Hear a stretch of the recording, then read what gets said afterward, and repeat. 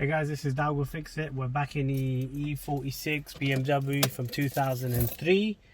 And today, so I mean, the car's obviously old. You know, it had the tech it's got tech basically from 2003 and before that. So obviously this unit is pretty outdated. So what we're going to do is we're going to install an Android unit that goes in here. Now, just to point out, so these stereos are measured in what they call a DIN. So this is one DIN and this is one DIN. So this is we're going to install a 2 DIN unit that will completely encompass this full area. So what does that mean? So for example, the BMW business CD, we're going to get rid of that. We don't need that. Or we're going to put, I mean, you can get them for 10 quid on eBay nowadays, right? But the climate control, we definitely need that. We can't get rid of that. Now, the cars that already have a double DIN unit in, let's say the manufacturer ones, the ones that BMW put in, the sat nav units that BMW put in, the climate control sits here in this little cubby hole that we have here. So this has to come out. Climate control will move down to here, and then we can actually install the double DIN Android unit. Now, to get the Android unit in, we need to take off this panel here first, which will then allow us to take off this panel, and then that will then expose the couple of screws here to remove this unit, and then in turn click out the other units and basically take them out. So the units that the aftermarket units that replace, that can fit into this kind of space, have been around for a long time. Maybe 5 or 6 years ago I installed a Windows CE based unit. Now they're all going Android, so they have all the Android functionality.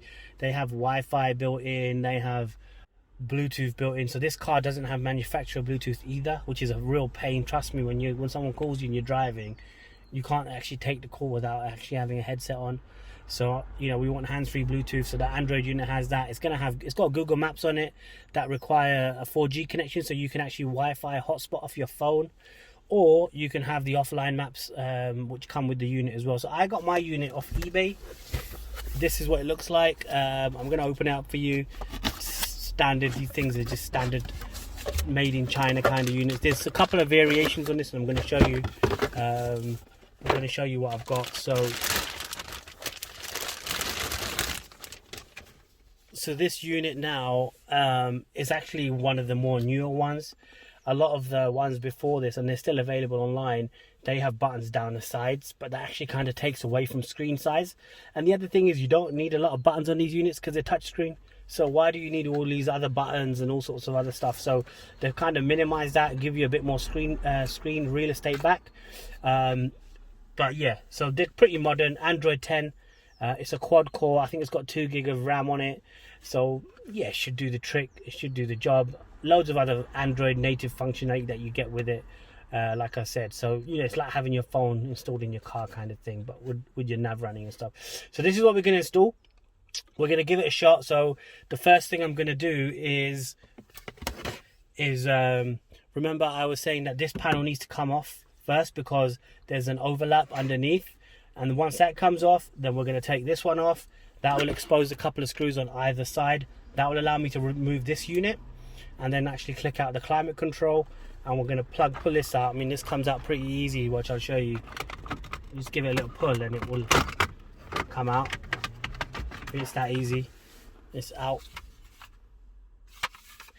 And we'll move the climate control down to here. A couple of things to note regarding moving the climate control. There's actually a specific type of bracket you can buy to ensure that the climate control fits correctly. I'm not doing that right now. That bracket costs about 100 quid, and that basically replaces all of this. All the buttons need to come out and go into the new bracket, and the cigarette lighter and stuff down here will also be part of that new bracket, and it needs to be, you know, I mean, it's not that difficult to install, but I thought, let me get the unit in. I'm sure the climate control will fit for now, and I can replace the bracket a bit later. I'm not really that fussed about it right now. Maybe I can get it cheaper off eBay than paying 100 quid. Right now they are brand new, 100 quid on eBay. It's just a bit of plastic, to be honest, and they're charging silly money for it. But I'm sure there's people out there selling, you know, stuff that's been removed from car spares spares from removed from original cars and stuff. So we'll look at that later. But yeah, so climate control will move down to here, and I'm going to show you that. Now removing these panels, these are black but they're aluminium, so you don't want to scratch them. If you do scratch them, this is how it kind of comes out. I'll show you how worn my door card armrest is. That's how worn it is. So you can see the blacks come off, and the metal is kind of shining through, so we don't want to scratch it, especially not on the front here. So we're going to be using plastic removal tools. Let me show you what I've got somewhere here. I'll show it to you in a minute. I've got it here. So we don't want to scratch this. We're not going to use screwdrivers or metals, and these are basically just pushed into a couple of clips, so we can actually just kind of lever them out. You can see it will come out. We just need to give it a little bit of a pull, but not too much without breaking the nice aluminium trim. So let's get that started. So I am using this is actually, these plastic removal tools I've been using. They came with my a kit, you know, for laptops and phones and stuff. Normally for these kind of bigger panels, you get much larger plastic kind of removal tools, but this kind of should do the trick, I think. So that's what we're going to do. First we're going to start slowly just getting under here, try not to scratch it, and you can see, you know, it's just fixed on, it's just pushed in, and we should be able to start levering this off slowly without damaging the car or the plastic. You can see I'm kind of getting there. So look, I've actually got this corner out. There's actually a clip right here, and that clip is holding in this underneath and this on top. So now, if I hold up, so let's just start to gradually. Let's have a quick look. So look, so these are the actual pins, and they're going into these little plastic red ones. This one's actually popped out, but you can see these are still in. Oh, and the clips actually come out on this one. So we'll put those back in. So that clip's actually come out, and it's just on there on the left, so we'll put that back in a bit.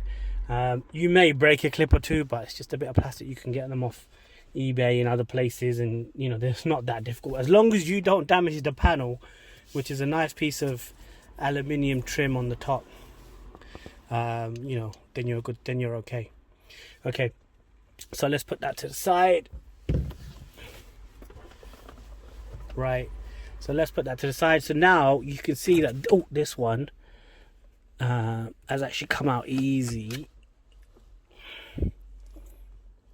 So it's come out easy, and that clip's also popped out, so that's not good. So I think we'll try and put these clips back in if we can. So we need to separate the metal and the plastic and stick the plastic back into this gap, and the metal clip will just basically slide back into here, and then we'll basically push these panels back on when we're done. So now we've got this out, we can see there's a Phillips screw here and a Phillips screw here, which is holding this unit in. So what we're going to do is we're going to start opening that up. Let me get my screwdriver out, and I've got my little helper here as well. So can we get that one out, please? Go for it. Don't lose these clips, by the way, because we can try and reuse them a bit later. Okay, let's swap it that side. So we'll take this one out.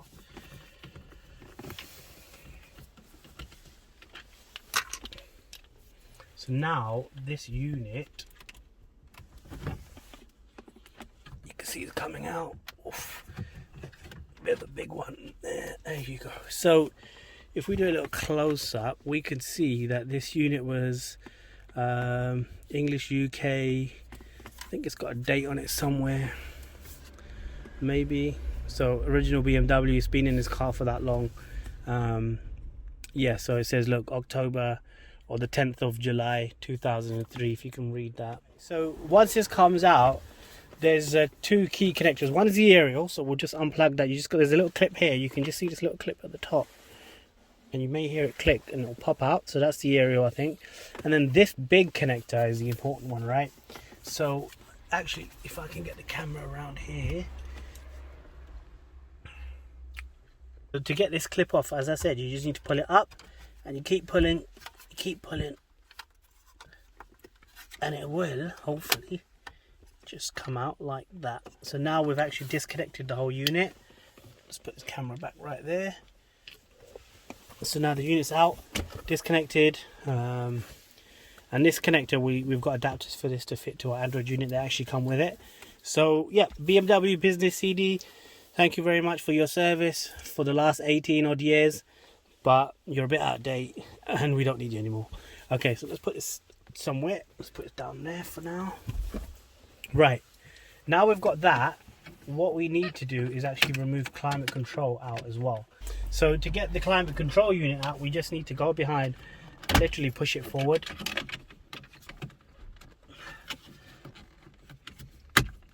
Okay, and then that should come out.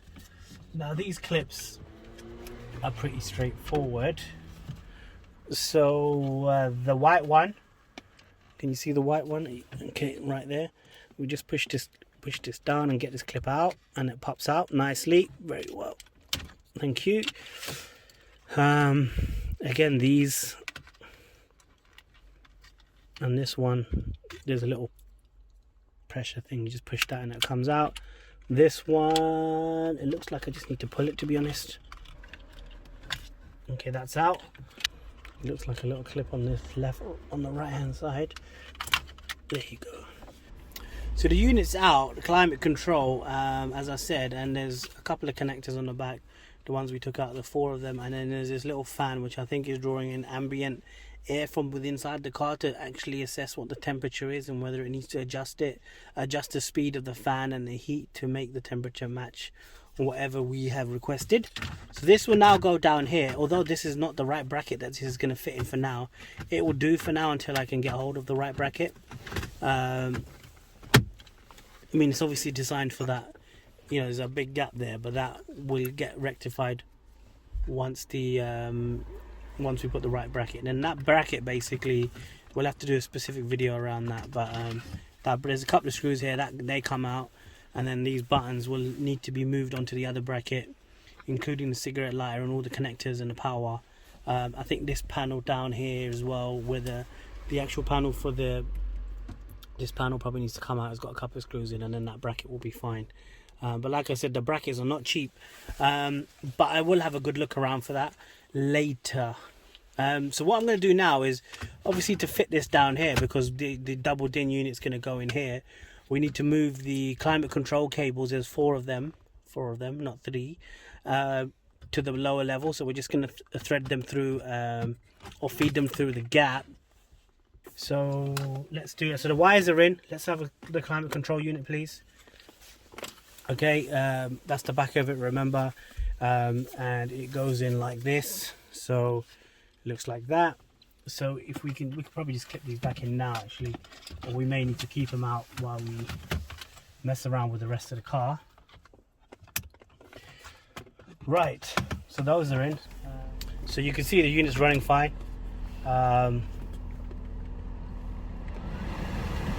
So we have moved it successfully, which is brilliant. I will have to temporarily just put something in there to hold it in there so it doesn't jump around when the car's on the move. But that's fine until I get the bracket. So that's great, looks okay. Climate, put it as auto, yeah, brilliant. So now we've moved the climate control to down here. We'll probably fix it in a little bit better than that later.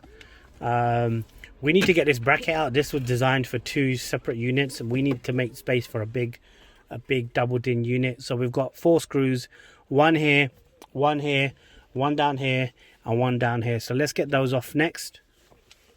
I'll do the left, and my assistant will do the right. Okay, got it. So that's the 4 out, and then this unit will come out. But the thing is, the air vents actually tucked, overlapping the bracket. So we just need to plug these bad boys out as well, I think. Okay, so I managed to kind of get the bracket out as I just kind of wriggled it past all the different things that are slowing it down.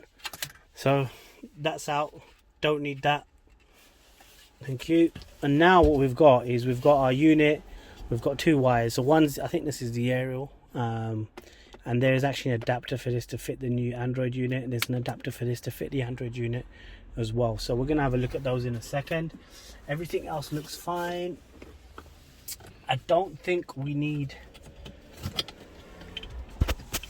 I think we could probably put some screws back into there. but I'll give it a check in a minute. So let's have a look at the actual unit and the cables that came with it to see what we need to do to get this thing connected up.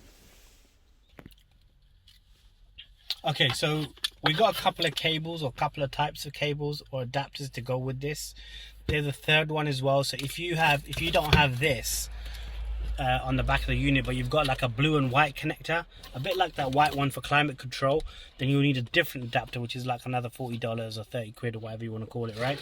And the people I bought it from, they checked with me to see if I needed it, and I had a quick look on the back of this and I said nope, I have the standard one. So there's two types, so let's have a look. You can see that, and you can see straight away that I'm going to be needing this one, right, to match. Okay, a couple of things to note is the CAN bus decoder is on this one, so we're going to remove that and we'll plug that into our new one, onto the cable we're actually going to use, which is this one. Good, so that's done. Now, pretty straightforward as far as I can see, right? You can see if we line these pins up, we should get some form of. So let's just have a quick look. Can you see that matching now? Right. And as we close this, it should lock it into position. Give me a sec. Okay. So I've got that in, and I've slotted this to close it. So that's closed. Brilliant. The CAN bus is on, and then I'm guessing that this piece, this little connector, will actually go into the back of the unit. So we're going to have a look at that next. The unit takes one of these, so we've got an adapter that came with the unit on. I think this is for the aerial, so that's cool. And the back, you can see that the aerial will go in there, and the main connector for power and speakers will go in here, and then these connectors will be the accessories. So we have a GPS unit, so you can see actually there's already a place for the GPS unit, one of these two. I'll figure out which one it is. And that's for the sat nav. It won't be, the car doesn't have one, but even when you have the manufacturer installed one, they're not that hard, they're not very easy to connect to these kind of units. So then this unit will normally come with its own GPS unit to detect position and location. In addition to that, look, we've got a couple of USB connectors. So we've got the USB ones, can you see those? They'll go into these below. All the different types of connectors, there's a whole host, aux in, AUX in, for example, rear view camera. If you're installing one, we will be installing one, but that will be a bit later on, not part of this video, but maybe a follow on to this video. And that will obviously go in one of these connectors. There's a couple other things, so there's like 3 or 4 USB add-ons you can put. So one is for tire sensor pressure, so I've got that actually, that will go in later as well, or I might be able to do that now. The other thing is there's actually an external, there's a built-in Bluetooth, there's a built-in speaker. There's also usually an external speaker that we can add if we need to, which I think in this case may be required. And if that is, that will be another unit, another video, and that normally goes up here. This is where the Bluetooth speaker normally goes on the microphone. So this, you can pop this unit out. There's obviously not one in there, but we can put one in later if we need to. Anyway, so let's get this show on the road.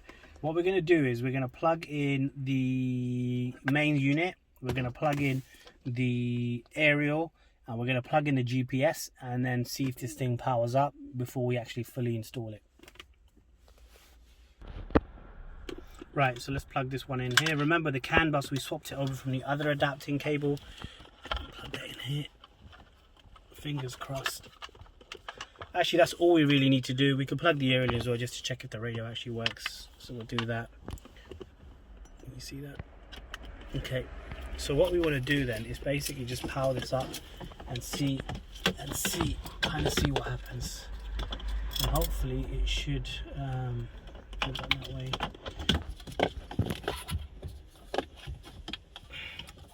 Firstly, you can see it's actually designed for this kind of space. So we're just going to hold it there, grab the keys. So it's powering up.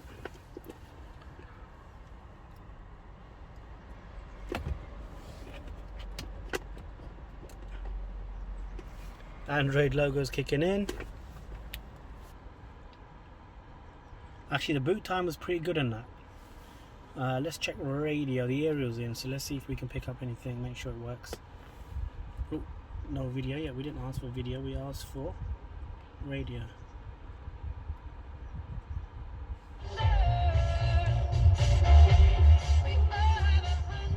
Brilliant. So yeah, so it's running powered up. What we're going to do is get this fixed in properly. A couple of things I need to do. One is there's a Wi-Fi area that needs to be added. Let me show you what that looks like. There you go. The GPS unit needs to be added so the system can detect the GPS signal for nav to obviously work. And then what I'll also do is I'll connect this to the house Wi-Fi to see if there's any updates, and we can install apps and stuff via Google Play, via the Play Store. YouTube's on there. Talk, I'll explain that stuff later. TPMS we do have. I'll push a video out for that later as well. But the main part of this video is to get this thing installed so we know it's working, which is brilliant. We need to get it finished and installed off, so let's do that next. Okay, so this is for the Wi-Fi. So this is for Wi-Fi area. So let's say you want a hotspot off your phone. You set your phone up to connect, you set the device up to connect to your phone as a hotspot, and then you'll get 4G connection wherever you are. So you can then use that, for example, with Google Maps. Obviously there's offline maps installed on here as well. This one is for the GPS device, so let me just show you what that looks like. So this is where the GPS signal is getting detected from. So some people I know have put it up here inside this unit there. So we can pop this out, maybe put it in there. Some people put it on the edge of the dash, right in the corner, so you can't see it, like, you know, in the corners of the dash over there. I'm gonna experiment. I heard that you can actually get a signal from down here. I don't believe that, but I'm gonna test it and see. And those are the key aspects in terms of the fundamental things you need. Obviously there's USBs for add-ons and stuff, which is straightforward, and I'll plug those in as well, but you don't really see a video about those. But yeah, so GPS, Wi-Fi area, we'll connect it to Wi-Fi. We'll put a little video on that as well. Okay, so I've plugged, if you have a look here, I've plugged in the various connectors, and there's 3 USBs. So they're plugged in, there's 3 USB cables, so the ends of those are plugged in. And what I've done is, you can see this set of cables here, I've actually threaded them through and into the glove box. So now I can access the USB cables via the glove box and plug in the devices. So, you know, I can plug in a memory stick if I've got, you know, like music, video, whatever. The tire pressure sensor monitor will also plug into one of these. So that's easy for me now just to add on without having to pull the whole unit out. The only thing I need to do is for the reverse camera. I think it's one of these yellow ones. I can't remember which one. But when I get around to that, I will have to pull out this unit again and plug it in. The other thing is, you can see there's an external mic, but I actually did a test run with the Bluetooth connected, and it was working really well. But if I need to, I can plug in an external mic on this one, but that will go up here, as I said before, in this little slot. We'll have to run it along here, and then the pillars all the way through here. Remove all of this obviously to get it inside, through here, through the back. And that's a bit of a long one. I'm hoping I don't have to do that, and I'm hoping that the quality is good enough without an external mic and just be able to use the one that's built in. But if it's not, then so be it. AUX video, so you can plug your, you know, one of your video devices in and play that off the screen. There's loads of stuff on this, and just the thing about these things, I think, what's this one, so you can plug in extra speakers and all sorts of stuff. But the yellow ones, video out, so you can plug that into another screen somewhere. I mean, the list is endless. Video out 1, video out 2, TV video, I have no idea what that is. I think there is one of these for the reverse camera. So here it is. Actually, you can see it says rear camera input. So when we get around to installing that, we'll be plugging the video feed into this, and then that will be running all the way to the back of the car, to the boot. And that's a long job in itself. I've done it once before a long time ago, but that would have to be redone. But anyway, the main thing I want to show you just now before I close this up is that my USB cables are now actually accessible in my glove box. Now, if you remember, I fixed my glove box latch a little while back, so it's good to know. And you can see that now. So let's just close this up. Boom. And when I need to plug something in, I can access it from the glove box. How about that, right? And the way I found that was I put a torch in here, and I could see what holes and gaps there are. And there's actually like there's about a gap that big, about that wide, and I actually just thread the USB through that into there. Now what I'm going to do is I'm actually going to start patching this up. By the way, I also ran a test, and my GPS unit is sitting right inside here so it's not exposed. It doesn't need to be out on the dash. It's actually in here, and I did a signal test and it's working fine. So no need to expose the GPS either. Brilliant, right? What I'm going to do is I'm going to close this up. So I've managed to get it in. It was a couple of wires just blocking the path in on that side, and you can actually see it's actually pretty good fit. So what we can do now is let's just do a quick test run. Let's fire up the car and we'll start closing it back up.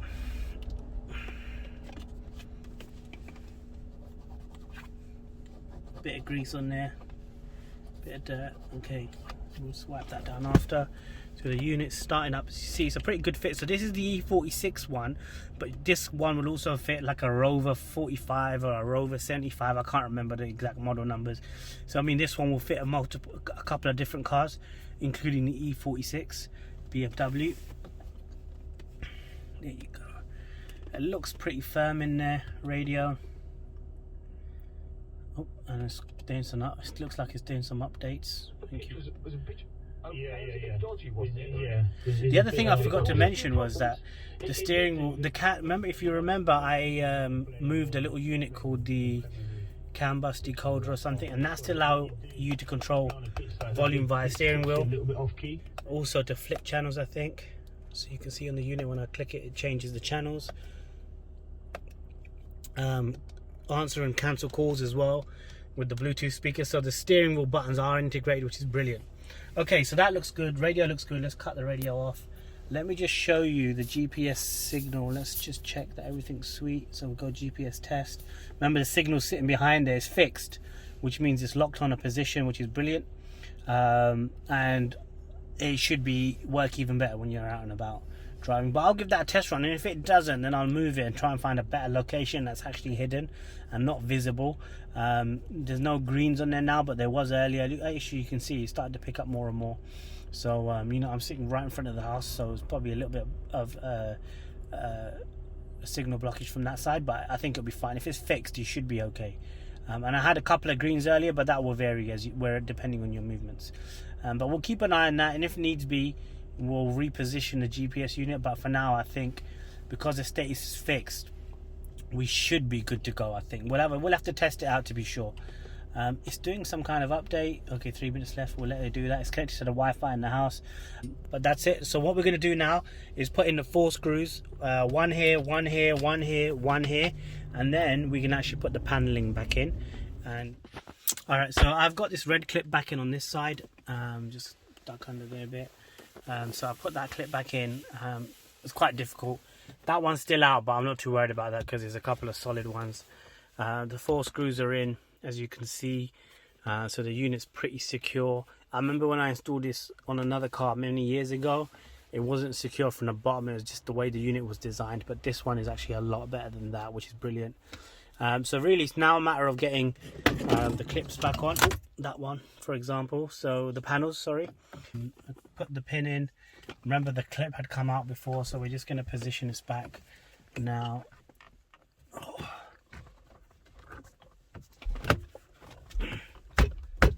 And then, okay, so I can see that one side is actually still clipped in there. So what we'll do, we'll just slot that in from here, and then you can see that one lines up like that.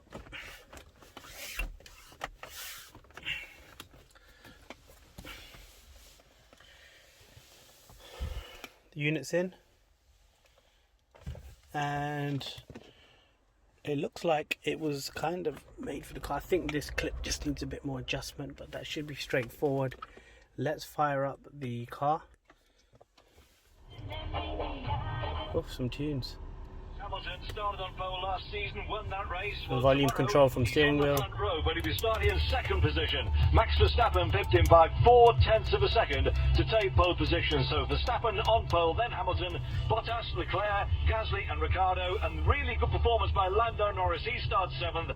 And I have tested Bluetooth with the phone. It works fine. I called my better half, and was crystal clear from inside the car, and she could hear me absolutely fine. So that's using the mic built in. Remember I said there's an external one, we can use that. But the bulk of the unit's in, the hard work, most of the hard work is done. If you want to add accessories to it, then so be it. Like I said, I will put the tire pressure sensor on there probably tomorrow if I get a chance. The camera, the reverse camera is a lot of much more of a bigger job. I'll probably save that for another weekend, but at least the bulk is in.